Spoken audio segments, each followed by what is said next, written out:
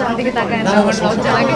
প্রথমের তো একটা আলাদা ফিলিংস থাকে। আমার কাছে মনে হয় আমি সবার বয়স্ক এবং সবাই এরা বাচ্চা, বিশেষ করে এই যে এই মানুষটা। আমি তো বাচ্চা। আমার কাছে মনে হয় যারা আমার সাথে সাথে আছে, আপনি যেটা বললেন সবাই অনেক বয়স্ক, আমার কাছে মনে হয় আমি সবার বয়স্ক এবং সবাই এরা বাচ্চা, বিশেষ করে এই যে এই মানুষটা। আমি তো বাচ্চা। এই মানুষটা এত কনফিউজ করে দেয়। আমি আসলে টেনশনে আছি যে শুটিং এ গিয়ে কি করবে এই মানুষটা। তবে আমি খুব বেশি এক্সাইটেড, কারণ এত ভালো একটা সিনেমা যেটা কিনা আসলে আমার জন্য অনেক বড় একটা চ্যালেঞ্জের বিষয়।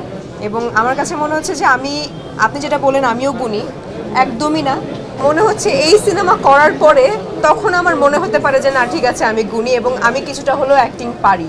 এর আগে যত কাজ করেছি সব ঠিক আছে, ওগুলো সব ভালো কাজ, কিন্তু এই কাজের পরে আমার কাছে মনে হয় যে আমি আরও বেশি নিজেকে প্রুভ করতে পারবো। নিশো ভাইয়ের সাথে প্রথম কাজ ভালো লাগছে, চঞ্চল ভাইয়ের সাথে ছোটোবেলায় কাজ করেছি সেটাও ভালো লাগছে, এবং SBF, আলফাই, চরকি তাদের সাথেও প্রথম কাজ। সব মিলিয়ে প্রথমের তো একটা আলাদা ফিলিংস থাকে, আলাদা ভালো লাগা থাকে। সো সেই ভালো লাগা থেকেই শুরু করতে যাচ্ছি আপনাদের দোয়া নিয়ে। সব কিছুতে আসলে সবাই চায় সেই আস্থাটা রাখতে, এবং আমি যে খুব ইজিলি ঢুকে গেছি, ইজিলি দম করছি তা না। যখন আমাকে শাকিল ভাই ফোন দিয়ে বলল যে তোমাকে ডিরেক্টর রনি ভাই ফোন দিবে দমের জন্য, তুমি কথা বলো, তখন আমি খুব এক্সাইটেড হয়ে গেছি যে ও মাই গড, এত ভালো সিনেমার জন্য আমাকে ফোন দিবে, রনি ভাই ফোন দিবে। ওকে ঠিক আছে, আই ওয়াজ ওয়েটিং। রনি ভাই আর ফোন দেয় না, কবে ফোন দিবে? যখন ফোন দিল তখন আমাকে বললো যে ঠিক আছে তোমার একটা অডিশন লাগবে। আমি বলছি অডিশন যেই জিনিসই নেন আমি এক পায়ে রাজি আছি, but I want to do দম।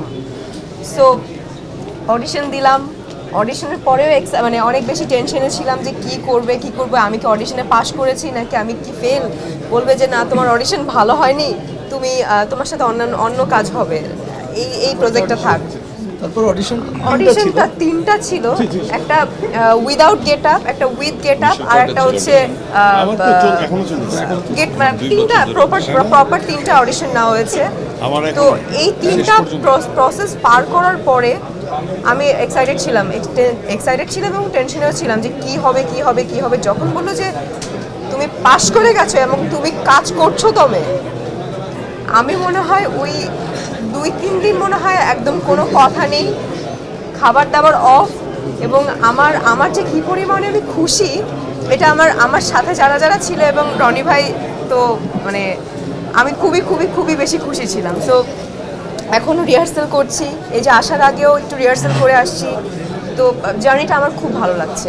আমাকে তো প্রথমেই বলা হয়েছে মেকআপ কী জিনিস তোমার সেটা ভুলে যেতে হবে। আমি সব ভুলে যাব, আমি মেকআপ যা আছে সব ফেলে দিব, আমার কোনো মেকআপ নেই। এই শুটিং শেষ হওয়ার পর্যন্ত 1 মাস পরেও মনে হয় আপনারা দেখবেন আমি মেকআপ ছাড়া সব জায়গায় চলে গেছি।